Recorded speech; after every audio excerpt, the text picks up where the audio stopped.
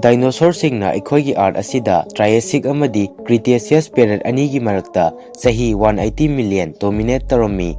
Dinosaurs sing leitringai mamangda prehistoric animal makhal kaya leirami.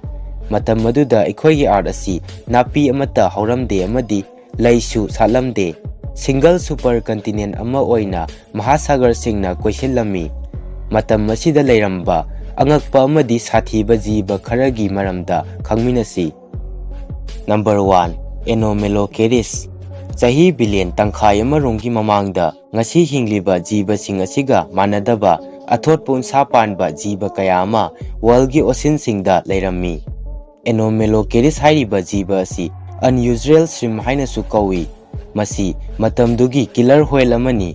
Jiba asi meter mamuk sangba Cambrian period ki oina khwaidigi chawba hunter amani. Trabelos haina khangnaba marine arthropods sing asi jiba asigi khwaidigi pamba machinjangni haina longnei. Anomalocaris hairiba jiba asi speed yamna yangba amadi sanna uba ngami. Jiba asina open water da leiba jiba macha singda yamna thuna target tawba ngami. Number 2. Arthropleura.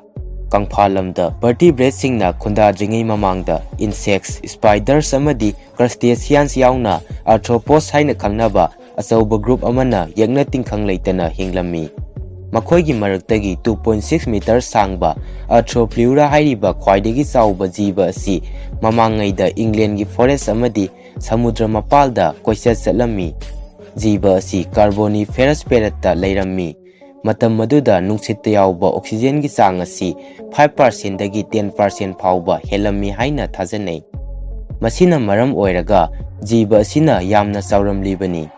Atopa maram amana makhoida challenge tawbinaba leiramdabanani. Number 3. Inostransibia.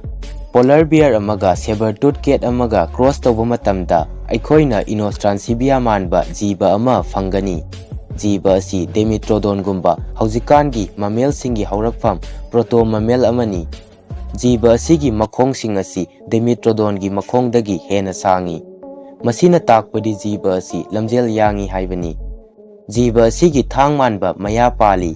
Masina Scutosaurus gumba mana masing chaba achauba jiba singi mangaksamda lai. Proto mammal ama oina masigi makhyat asi atopa makhalgi maya pali. Adubu makhoi sing asi saibada sizinade.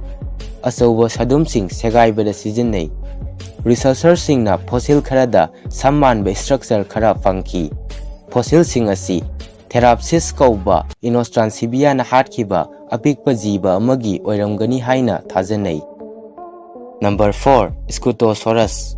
Athengba Permian period ki matamda Scutosaurus kumna chawba sa amata leiramde.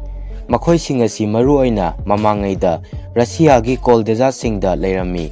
Reptile makhal asi makoktagi mamai fawada 3 meters muk sangi amadi arumbana 1100 kg mukni. Jiba asi lamjel yangba natraga masa khingba oide. Yamna chawbana maram oiraga jiba asi yamna chai.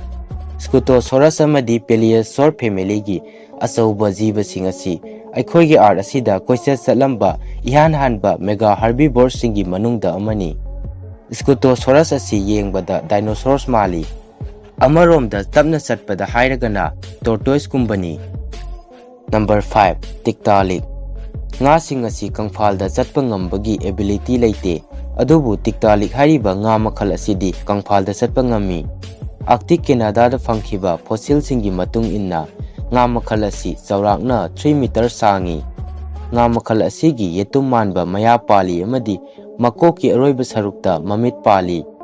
Jiba asina athenba mafamda leiba nga singbu machinjak oina sai. Jiba asina kangphal amadi ising anigi tainafamda leiba apikpa jiba singsu charamgani haina researchers singna thajanai. Atopa nga singa manadaba mongda isingi wangmada masagi weight support tawba ngamba akanba masong jiba asigi pali. Masina maram oiraga jiba asina kangphalda hingba ngamlibani. Number 6. Dimetrodon. Jiba asi yengbada Spinosaurus hairiba iconic dinosaur adu mali. Adubu tiger gi size oiba jiba asi dinosaur amadi natte. Tasengbadi jiba asi proto mammal amani. Amadi hiram kharada dinosaur singa yamna khetnai. Jiba asigi mamitki makha thangba sarukta apikpa makhul ama lei. Adubu dinosaur singdi makhul ani lei. Jiba asigi tonganba function gidama tonganba maya pali. Masina maram oiraga jiba asi two measure tooth haina su khangnei. Masigi ona tainabada dinosaur singdi maya asi pareng oina pali. Number 7. Coelacanth. Nga makhal asi Indian Ocean gi luthaba saruk kharada lei. Adubu 20th century gi mayai chansilakpa fawada matam sangna mutlure. Mamai thangda 1938 da angakpa ama oina South Africa gi samudra mapalda 1.5 meter sangba nga ama fangki. Yamna kumna yenglaba matungda expert JLB Smith na nga adu coelacanth haina declare tawki. Nga asigi masamanba masong mari pali adubu kangfalda hingbadi ngamde. Nga asi aruba isingda lei. Ayuk nungthilgi matamda capsingda lei aduga numidangi matamda masinjak thiba thorai. Number 8. Meganeura. Sarang manba jiba asigi masa asi 70 cm sangi. Tingkhang manba makhong taru amadi achauba mamit ani pali. Jiba asina tilkang singda akiba pokhali. Masa mari panba jiba asi apaiba tilsingi manungda khwaidagi chawbani haina launai. Haujiki sarang singa manaba mongda pukhriga naknaba mafamsing amadi atappa ichel singda lei. Jiba asina tingkhang panba makhong singbu flying trap oina sijinnaduna atopa til sing amadi chum manba vertebrate singbu faraga masinjak oinai. Jiba asigi fossil sing ihan hana 1880 da France da rock singi marakta thengnakhi. Arthropleura gumna Meganeura haiba jiba asisu challenge tawbinaba leitaba jiba ama oirami haina thajanai. Number 9. Dinosaurs. Great dying haina khangnaba ahingba jiba sing paksanna mutkhiba asi sahi million 251.9 gi mamangda thoki. Matam asida aikhoigi arta leiriba species 90% hena mangki. Hinghauba jiba singi manungda Dinosaurs asisu amani. Jiba asi 6 meter sangba reptile amani. Masigi manga asi masaga mamaiga punsinbadagi hena sangi. Jiba asi ahanbada dinosaur amani haina launarami.